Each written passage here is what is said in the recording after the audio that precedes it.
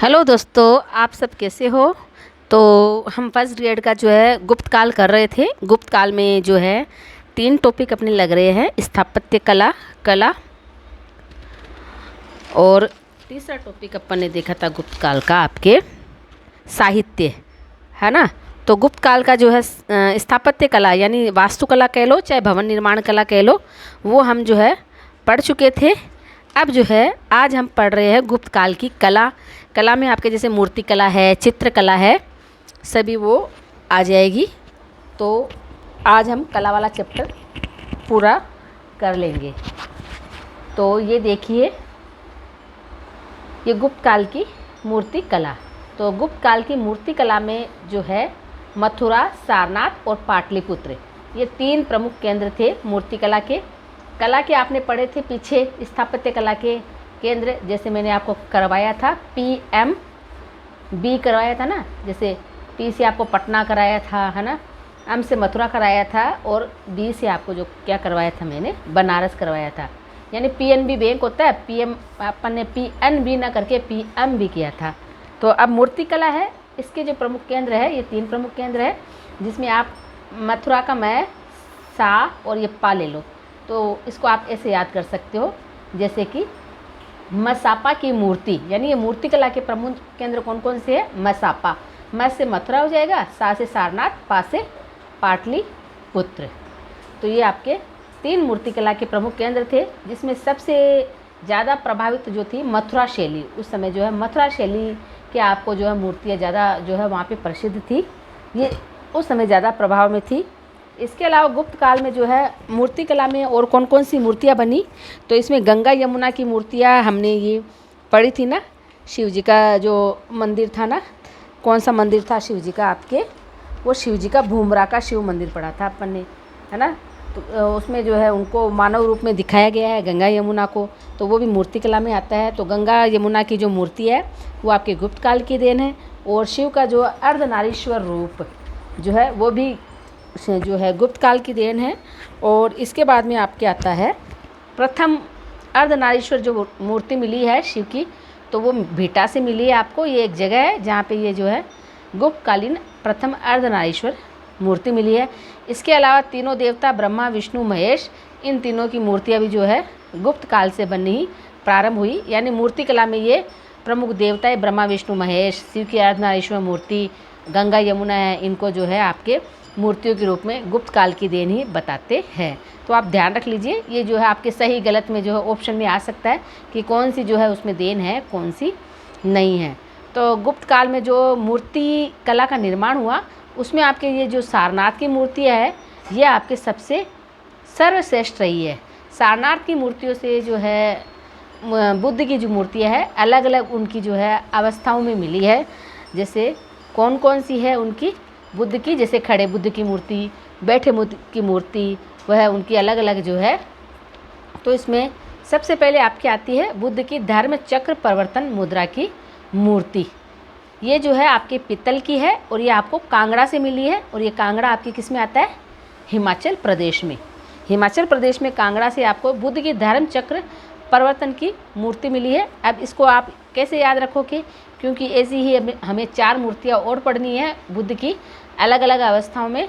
तो जैसे कि आप धर्म चक्र परिवर्तन में चक्र ले लो, चक्र आप शब्द जो है उसको पकड़ के उसमें पीतल पकड़ लो। चक्र कैसा होता है, पीतल का ही होता है ना बना हुआ। और तो ये आप इसे इसमें ट्रिक से आप याद कर सकते हो कि पीतल का चक्र, जैसे पीतल का चक्र, तो चक्र से हो जाएगा कि बुद्ध की धर्म चक्र परिवर्तन की मूर्ति आपको पीतल की बनी हुई थी। और का से कांगड़ा हो जाएगा, कांगड़ा से मिली, जो कि आपके हिमाचल प्रदेश में है। फिर आता है आपके बुद्ध की अभय मुद्रा की मूर्ति, है ना। अभय यानी जिसको कोई भय ना हो, तो बुद्ध की जो है अभय मुद्रा की मूर्ति ये तांबे की है।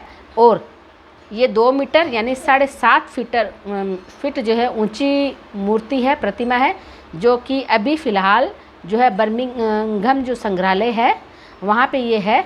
और ये सुल्तानगंज से मिली है और ये आपके सुल्तानगंज आता है बिहार में। और इसका वज़न 5 क्विंटल बताया जा रहा है। और सबसे पहले 1858 में रेलवे इंजीनियर इब्बी हैरिश, जो इब्बी हैरिश थे, उन्होंने इसको जो है खोजा था। तो आप थोड़ा ये ध्यान रख लीजिए। अब इसको कैसे याद रखोगे आप, तो अभय से आप अभय के पीछे ता लगा दो, अभयता, तो ता से तांबा हो जाएगा। और बुद्ध की अभय की मुद्रा की मूर्ति किस धातु की बनी हुई थी, तांबे की बनी हुई थी, और ये सुल्तानगंज से मिली हुई है। तो अभय हमें कब होता है, यानी भय हमें कब होता है, जब भय हमें कब हमारा समाप्त हो जाता है, अभय हम कब हो जाते हैं, जब हमारे साथ सुल्तान हो, है ना, राजा हो, सुल्तान यानी राजा। तो ये सुल्तानगंज से आपको अभय मुद्रा की मूर्ति बुद्ध की मिली है। तो आप इसको ऐसे याद कर सकते हो, जो कि अभी बिहार में है आपके सुल्तानगंज। फिर आपके आता है बैठे हुए बुद्ध की मूर्ति, यह आपको सारनाथ से मिली हुई है। यानी जब हम इसको आप कैसे याद कर सकते हो कि जब हम प्रवचन कर देते हैं तो अच्छे से कैसे दे सकते हैं, किसमें सार होता है, बैठने में होता है ना सब सार। तो सारनाथ की मूर्ति आपको, बैठे हुए बुद्ध की मूर्ति आपको सार से मिली है। तो आप इसको ऐसे पकड़ सकते हो कि बैठो सा, बैठो सा कहते हैं ना, बैठो सा। तो बैठे हुए बुद्ध की मूर्ति आपको सा से, सारनाथ से मिली है। इसके बाद में आपके आता है खड़े बुद्ध की मूर्ति, जिसको आप सब भंग मुद्रा कहते हैं। सब भंग यानी जब हम खड़े हो जाते हैं तो उसमें कोई भी प्रकार की मुद्रा नहीं होती है, सारे जो मुद्राएं होती है वो हमारी भंग हो जाती है। तो सब भंग मुद्रा यानी खड़े बुद्ध की मूर्ति, मुद्रा से पकड़ लो आप मथुरा, सब भंग मुद्रा की मूर्ति आपके मथुरा से मिली है। तो इन्हीं में जो है, इन्हीं से आप जो है इनके आप स्थान याद कर सकते हो, और ये किस धातु के बने हुए हैं वो सब याद कर सकते हो। तो ये मैंने आपको देख लिया है, बता दिया है। तो आप अपने हिसाब से भी कर सकते हो, मैंने मेरे अनुसार आपको बता दिया है। फिर आता है आपके विष्णु के वराह अवतार की मूर्तियाँ। ये हमने पीछे भी पढ़ चुके हैं कि उदयगिरी और एरण पढ़ा था अपन ने, कि उदयगिरी का जो गुहा मंदिर है विष्णु को समर्पित है, और एरण यहाँ पे जो है हमें वराह अवतार की, यानी उदयगिरी और एरण के जो मंदिर है वहाँ से हमें विष्णु के वराह अवतार की मूर्ति मिली है। और सूर्य की मूर्तियाँ हमें कहाँ से मिली है, काशी और कौशाम्बी से। तो आप इसको ऐसे याद कर सकते हो, सूर्य काको, का से काशी, को से कौशाम्बी। तो सूर्य की मूर्ति आपको काशी कौशाम्बी से मिली है। फिर है अर्धनारीश्वर की मूर्ति, ये हमने अभी ऊपर भी पढ़ लिया था, भेटा से मिली है, शिव जी की है। फिर है आपके गोवर्धनधारी कृष्ण प्रतिमा, यह आपको मिली है काशी से। कृष्ण की प्रतिमा कहाँ से मिली है, काशी से। महिषासुर मर्दनी दुर्गा की मूर्ति है ना, ये दुर्गा माता का रूप है जो है, उसमें वह महिषासुर का जो है मर्दन कर रही है। तो उसकी मूर्ति आपको उदयगिरी से मिली है।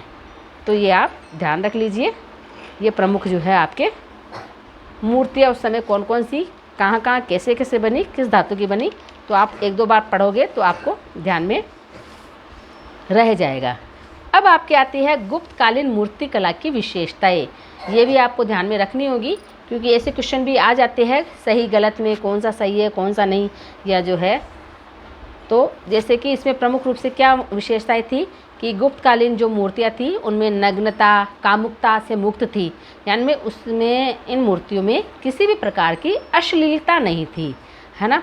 और इनमें जो है ये इनसे मुक्त थी, तो इसका मतलब यहाँ पे वस्त्रों का प्रयोग प्रारंभ हो गया था। मूर्तियाँ जो है पूर्ण रूप से वस्त्रों से सुसज्जित होती थी, और ये मूर्तियाँ धातु की, पत्थर की, मिट्टियों की आदि की बनी होती थी। और इनमें गंगा यमुना की जो है मूर्तियाँ इसी काल में मिली है, ये भी आप पढ़ चुके हो। फिर आपके आता है अलंकृत प्रभा मंडल, यानी मूर्ति का जो सिर का जो पीछे का भाग होता है ना, तो उनका जो प्रभा मंडल होता था ना, वो पूरा सजा धजा अलंकृत होता था, नई नई सुंदर सुंदर डिज़ाइन उस पर की होती थी। फिर आपके आता है सुसज्जित केश विन्यास, मूर्तियों में जो बालों की जो रचनाएं हैं, संरचनाएं हैं, वो भी सुंदर सुंदर होती थी। जैसे कि कई बार उनमें जूड़ा बना हुआ होता था, या कोई घुघराले बाल होते थे। जैसे कि आपने बुद्ध की मूर्तियाँ देखी होगी ना, उनमें उनके अलग अलग जो है केश विन्यास में उनको दिखाया गया है। फिर है आसन और अध्यात्म और सरलता, वो अलग अलग आसन में है ना, और अध्यात्म में उनको दिखाया गया है, यानी वो किसी ना किसी जो है सेवा की, तपस्या की स्थिति में ध्यान लगाए हुए बैठे हैं, और उनमें जो है किसी भी प्रकार का कोई आपको दिखावा नहीं मिलेगा। और शिव का अर्धनारीश्वर रूप भी जो है गुप्त काल की मूर्ति की ही देन है। फिर आता है आपके एक मुखी शिवलिंग, यह आपको भूमरा और खो से मिला है। तो एक मुखी शिवलिंग यानी मुख होता है, तो हम क्या हो जाएंगे, भूखा। तो भूमरा से भू पकड़ लो, खो से खा पकड़ लो, भूखा। तो भूखे होते हैं तो कहाँ खाते हैं, मुंह में, और मुंह हमारे एक ही होता है। तो एक मुखी शिवलिंग आपके भूमरा और खो से मिला है, और चतुर्दिक दर्शनीय शिवलिंग जो है आपके कर्मदंडा से मिला है, और जैन तीर्थकरों की मूर्तियाँ आपको मथुरा और विदिशा से मिली है। फिर आपके माला सहित लिंगाग्र शिवलिंग, यानी जो है शिवलिंग मिला है उसमें जो है माला भी दर्शाई गई है, चारों माला से लिपटा हुआ शिवलिंग मिला है, वो आपको मिला है चारचौमा राजस्थान। तो चारों ओर से 4 पकड़ लो, चारचौमा राजस्थान से आपको ये मिला है। तो ये अपनी होगी गुप्त काल की मूर्ति कला। कला पढ़ रहे हैं अपन, कला में हमने मूर्ति कला पढ़ ली। अब हम पढ़ लेते हैं गुप्त काल में आपके चित्रकला। तो गुप्त काल में चित्रकला, ये देखिए गुप्त काल में चित्रकला में भी जो है आपके असाधारण उन्नति हमें देखने को मिलती है। उस समय कई प्रकार की गुफाओं का निर्माण हुआ। गुफाएं कई थी, अजंता, बाघ, एलोरा, एलिफेंटा, लेकिन हम जो है प्रमुख रूप से अजंता और बाघ की जो गुफाएं हैं उनके बारे में, जो उसमें भी जो है अलग अलग काल के अलग अलग चित्र देखने को मिलते हैं, लेकिन हमारे कोर्स में केवल गुप्त काल है, तो हम गुप्त काल से संबंधित ही चित्र जो है आपको ध्यान में रखने हैं। जैसे कि इसमें आपके आया हुआ है, ये देखिए गुफा संख्या 9, इसमें गुफा संख्या 9 है। इसके ये 2 चित्र आपको ध्यान में रखने हैं। तो इनको आप कैसे लर्न कर सकते हो, क्योंकि बहुत सारी गुफाएं हैं, ऐसे लर्न नहीं होगी। तो जैसे बैठी स्त्री का चित्र, ये आपकी गुफा संख्या 9 में है। पुजारियों का दल जो कि स्तूप की ओर जा रहा है ना, ये भी आपके 9 में है। तो आप इसको एक सेंटेंस या वाक्य बना लीजिए, जैसे कि बैठी हुई स्त्रियों ने पुजारियों के दल को जाते हुए देखा। तो ये 9 में। किसी ने पूछा कि क्या बैठी हुई स्त्रियों ने पुजारियों के दल को जाते हुए देखा, तो उन्होंने कहा नो। तो इसका मतलब नो यानी नहीं, लेकिन अपन यहाँ पे नो का मतलब 9 से लेंगे, 9 से। तो ये आप ऐसे ट्रिक बना के कर सकते हो। फिर आता है आपके गुफा संख्या 10। ये देखिए 10 में जो है आपके ये 2 चित्र है, एक तो जातक कथाओं का चित्र, एक स्त्रियों से घिरे जुलूस का चित्र। तो राजा का जुलूस ये चित्र है। तो आप इसमें ये ट्रिक बिठा सकते हो कि स्त्रियों से घिरे राजा का जुलूस था, वह जुलूस में क्या बताई जा रही थी, जातक कथाओं का, कि जातक कथाओं का वाचन राजा के जुलूस में हो रहा था। जातक कथाओं का वाचन कहाँ हो रहा था, राजा के जुलूस में। तो ये किस में है, ये है 10। तो ये आपके 2 हो जाएगा। फिर आगे आता है आपके 16 में आपके ये 3 है, 3 चित्र प्रमुख रूप से है। तो जैसे पहला है इसमें उपदेश सुनते भक्तगण, फिर है गौतम बुद्ध के वैराग्य उत्पन्न होने के 4 दृश्य, फिर है मरणासन राजकुमारी। तो ये भी 16 में है। तो इसका भी आप वाक्य बना लीजिए कि जब भक्तगणों ने उपदेश सुना, है ना, उपदेश सुना, तब 4 दृश्य दिखे उन्हें। उपदेश सुनते हुए उन्होंने क्या देखे, 4 दृश्य देखे, और 4 दृश्यों में उन्होंने क्या देखा, मरणासन राजकुमारी को देखा। तो ये आप ट्रिक बिठा लिए। ये है आपके 16 में। जैसे 16 में हम जो है किशोरावस्था होती है और जो है सभी हमें उपदेश देते हैं, तो ये आप वो पकड़ लीजिए, जैसे लिंक बिठा लीजिए कि 16 में उपदेश सुनते हैं हम सबके, छोटों के बड़ों के, ये मत करो वो मत करो। तो उपदेश सुनते हुए हमने 4 दृश्य देखे और उन दृश्यों में मरणासन राजकुमारी देखी। तो ये आपकी आ गई 16 में। तो ये 3 चित्र हो गए। फिर आगे आता है आपके महाहंस जातक का चित्र, जिसमें राजा स्वर्ण से कथा सुन रहा है, ये 17 में है आपके। और राहुल का समर्पण का चित्र और बुद्ध के त्याग का चित्र, जो गृह त्याग है ना, उसका चित्र भी आपके 17 में है। तो इसका भी आप लिंक बैठा लीजिए कि 17 यानी खतरा। जब 17 आता है तो खतरे की घंटी बजती है। तो जब खतरा होता है तो हम क्या करते हैं, समर्पण भी कर देते हैं और सब कुछ त्याग भी देते हैं। तो 17 में समर्पण है और त्याग है, और त्याग है, समर्पण है, तब हम क्या करते हैं, हम कथा सुनते हैं। राजा इसमें कथा सुन रहे हैं तो हम भी फिर कथा सुनने लग जाते हैं और समर्पण और त्याग कर देते हैं। तो ये आ गया आपके 17 में। फिर आता है आपके गुफा संख्या 1। आपके गुफा संख्या 1 में जो है आपके ये 3 चित्र आपको देखने को मिलेंगे। जैसे कि आपके पहला आता है आपके मार विजय का चित्र, है ना, ये प्रथम में है। फिर है चालुक्य सम्राट पुलकेशिन द्वितीय जो था ना, उसकी सभा में फारसी नरेश खुसरो परवेज, उस नरेश का नाम खुसरो परवेज सेकंड था, उसका दूत आया था, तो उसके स्वागत का दृश्य भी आपके प्रथम में है। फिर बोधिसत्व पद्मपाणि और वज्रपाणि इनके चित्र भी आपको प्रथम में देखने को मिलते हैं। सांडों की लड़ाई आपके प्रथम में देखने को मिलती है। तो इनका भी एक सेंटेंस बना लीजिए कि जब सांडों की लड़ाई हुई, प्रथम में हुई ना सांडों की लड़ाई की, पहले तो सांडों की लड़ाई हुई, प्रथम में सांडों की लड़ाई हुई तो कोई ना कोई जो है उनको हथियार चाहिए, तो पद्म ले लो और वज्र ले लो, है ना। तो पद्म और वज्र से जो है आपके सांडों की लड़ाई हुई, और जब लड़ाई होगी तो उसमें जो है कोई ना कोई हारेगा, कोई ना कोई मरेगा। तो उसमें मार विजय, है ना, उन्होंने आपस में एक दूसरे को मारकर विजय का चित्र, विजय प्राप्त की। सांडों की लड़ाई पद्म और वज्र से हुई और उन्होंने मार विजय यानी विजय प्राप्त की।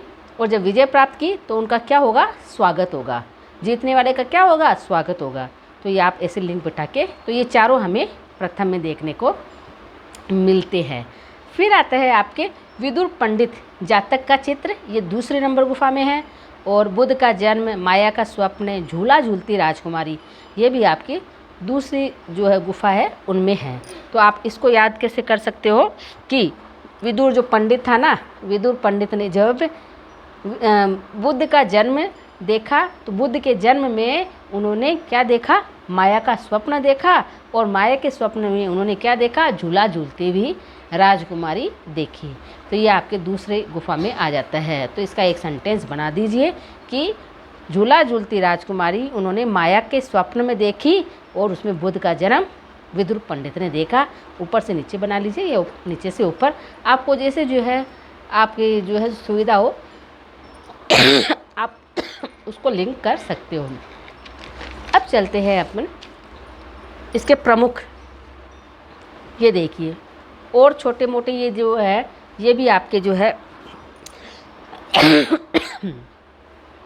कला में आते हैं। स्तूप है तो प्रमुख रूप से आपके इसमें धमेक स्तूप और मीरपुर खास स्तूप, ये है इसमें धमेक स्तूप। वैसे तो ये अशोक ने जो है इसको बनाया था, शुरू उसने किया था, लेकिन ये धमेक स्तूप जो है पूरा होते होते इसको गुप्त काल आ गया था, ये गुप्त काल में पूरा हुआ था। तो इसको भी हम गुप्त काल में पढ़ सकते हैं कि ये पूर्ण जो है बनकर तैयार गुप्त काल में हुआ था। और ये जो है ईंटों का एक गोलाकार स्तूप है बना हुआ, धमेक स्तूप। फिर आता है आपके मीरपुर खास स्तूप, ये आपके सिंध में है। फिर आता है आपके विहार, ये देख लीजिए विहार की, विहार जो है मूल गुंद कुटी विहार, ये विहार है। विहार आपने पढ़े होंगे, चैत्य और विहार, यानी जब वर्षा ऋतु होती है तो 4 माह जो बौद्ध भिक्षुक होते हैं वो इधर उधर घूम नहीं सकते हैं। तो वर्षा के दिनों में जो है उन्हें कहीं पे रहने के लिए, पहले लोग जो धनी व्यापारी राजा महाराजा होते थे उनके लिए वो जो स्थान बना रहे थे उनके रहने का, तो वो विहार होते थे। तो मूल गुंद कुटी विहार ये सारनाथ का है, ये सारनाथ में है। इसका उल्लेख जो है चीनी यात्री हेनसांग है उन्होंने भी किया है। फिर आपके आता है गुफाएं, प्रमुख रूप से कला में आपके चित्रकला में अजंता की गुफा, है ना। तो ये अजंता की गुफा कहाँ पे, ये आपको पता होना चाहिए, ये महाराष्ट्र में है और ये औरंगाबाद में है। महाराष्ट्र का जो औरंगाबाद है वहाँ पे ये अजंता की है। तो ऐसे अजंता, ओ से औरंगाबाद। फिर ये कौन सी नदी के तट पर है, तो ये बाघोरा नदी के तट पर है और इसमें कुल 29 गुफाएं हैं, ये आपको संख्या याद रखनी पड़ेगी। और अजंता नाम जो है ये अनिंडा या अनिष्टा वहाँ पे गांव है, उसके नाम पर ही इसका नाम जो है धीरे धीरे अनिष्टा से चलते चलते अजंता नाम पड़ गया। और इसकी खोज 1819 में हुई थी और विलियम अरिस्कन ने, तो अरिस्कन पकड़ लीजिए अजंता से, तो अरिस्कन ने जो है इसकी खोज 1819 में की थी। और यहाँ पे 29 गुफाएँ हैं, उनमें से 4 चैत्य गुफाएँ हैं, जिसमें से 9, 10, 19 और 26 ये इनकी चैत्य गुफाएँ हैं। फिर बाकी की 25 इनके विहार गुफाएँ हैं। चैत्य और विहार में भी आपको पता है ना अंतर, तो वो आप ध्यान रख लेना। फिर आती है सबसे प्राचीन गुफा जो है, सबसे प्राचीन गुफा संख्या 13 है इसमें, और गुफा संख्या 17 जो है इसमें, ये याद रख लेना, ये क्वेश्चन आया हुआ है पिछली बार कि राशि चक्र गुफा और चित्रशाला गुफा। जो गुफा संख्या 17 है उसमें ये राशि चक्र गुफा भी मिलती है, चित्रशाला गुफा भी मिलती है, जिसमें माता और शिशु का ये चित्र जो हमें देखने को मिलता है।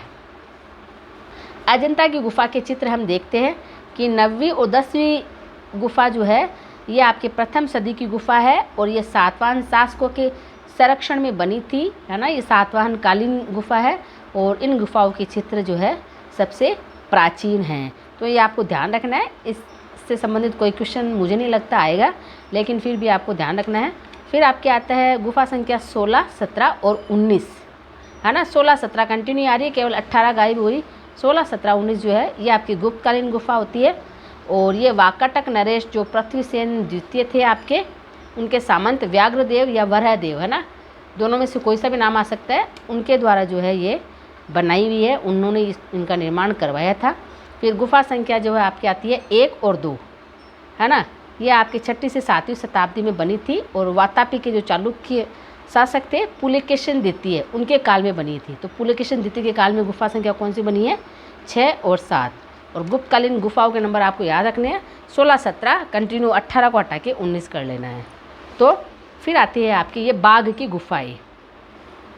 कौन सी आती है? बाघ की गुफाएं। अजंता की हमने पढ़ ली, औरंगाबाद में है, बाघोरा नदी पर है, और अरिस्कन ने उसको खोजा था 1819 में। बाघ की गुफा ये आपके एमपी में, मध्य प्रदेश में देखने को मिलती है। बाघ से बाघिनी बन गया, तो बाघिनी नदी के तट पर है। इसकी खोज 1818 में, यानी अजंता से पहले इसकी हुई थी, है ना।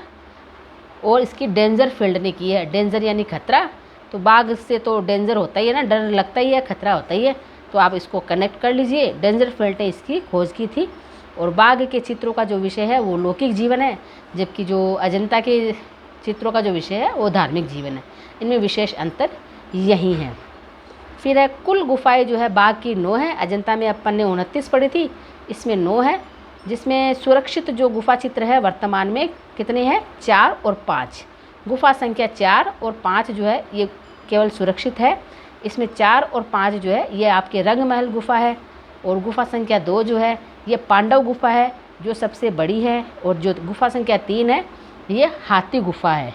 तो ये आप ध्यान में रखना पड़ेगा आपको कि 2 में क्या है और 3 में क्या है। 1 से 2 बार पढ़ोगे तो आपको याद हो जाएगा, रटने की ज़रूरत नहीं है, केवल 1 से 2 बार आप रिवीजन करो, आपको याद हो जाएगा। एलोरा की गुफाएं पढ़ेंगे, इनके बारे में केवल इतना ध्यान रखना है अपन को, ये कहाँ पे है? ये औरंगाबाद में है आपके, और ये 7वीं से 9वीं शताब्दी के मध्य की है। और इनको जो है राष्ट्रकूटों ने जो है बनाया था, जो राष्ट्रकूट शासक हुए थे उनके द्वारा बनाई गई है। और ये उनमें कुल गुफाएं 34 गुफाएं हैं, और इनमें जो है हमें बौद्ध, हिंदू, जैन आदि गुफाएं देखने को मिलती है। फिर लास्ट गुफा आती है अपनी एलिफेंटा की गुफाएं। ये आपके शैव और बौद्ध धर्म से संबंधित है। तो ये आपके प्रमुख गुफाएं हैं। आपको जो है बाघ और अजंता की गुफाएं है, और इनमें मेन जो गुप्तकालीन गुफाएं हैं उन्हीं का ध्यान रखना है। ज़्यादा जो है आपको डीपली नहीं जाना है। जो आपके आना है ना क्वेश्चन, वो मंदिरों में से उसी में से ही आ जाएगा। या अपन जो साहित्य पढ़ेंगे, साहित्य में से आपके क्वेश्चन जो है डेफिनेटली आता है। अभी जो हुए थे एग्ज़ाम उनमें भी साहित्य से संबंधित ही आया था। तो हम नेक्स्ट वीडियो में साहित्य पढ़ेंगे। आप इनको पढ़ लेना, हफ्ते में 1 बार रिवीजन करना, फिर महीने में 1 बार रिवीजन करना, फिर और 2-3 महीने हो जाए तो ऐसे आप 3 बार रिवीजन कर लोगे तो आपको लाइफ टाइम याद हो जाएगा। यानी पढ़ते ही आपको जो है क्वेश्चन सामने आते ही आपको वो अच्छे से याद हो जाएगा। तो मिलते हैं नेक्स्ट वीडियो में, तब तक बने रहिए। हम फिर आगे चलेंगे आपके गुप्तकालीन साहित्य। तो हमारे 1 चैप्टर पूरा हो जाएगा। तो थैंक यू।